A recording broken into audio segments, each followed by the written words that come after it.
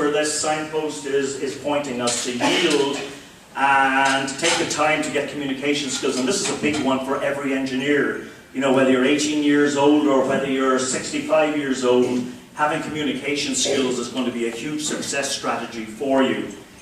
And to illuminate this, let me take you to when I'm 23 years old. I'm a young engineer working in the guts of ship's engine rooms out in the tropics. It's 120 degrees. It's cruel work. It's absolutely cruel work. And I'm on watch with a third engineer called Neil. And Neil doesn't like me. Neil has it in for me. Everything I do, Hill, don't do this. Hill, don't do that. Hill, didn't they teach you anything in college? And Neil was getting into my head. And that was the first time I had somebody actually eroding my self-esteem. But I decided to get Neil back. Bit of a poison dwarf in me, maybe.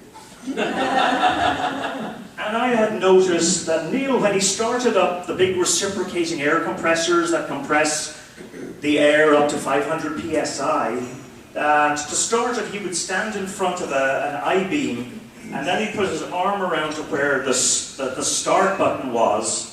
And I think the reason he did that was he may have had a fright at some stage where a machine came apart on him, and he was a little bit timid. But this evening, I had a plan. And I went up to the workshop and I got a sledgehammer that's so big, we nicknamed it the Animal. And I was watching the pressure gauge and waiting for the low pressure air alarm to go off. And I'd hidden the Animal around the corner. And when I saw Neil going towards the air compressor, I went around the other way and I hid in the little corner near the air compressor. I peeped around the corner and I saw Neil standing in front of his I-beam, and then he put his arm around. The minute he pressed the start button, I took the Animal and I slammed it onto the metal diamond plates.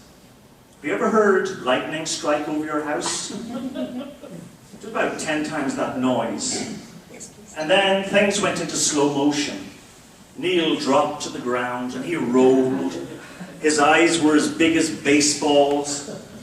And then he looked up at me and he started running after me. Hill! Hill! Officers don't do stuff like that! I said, well, Neil, it looks like I'm not a good officer, does it?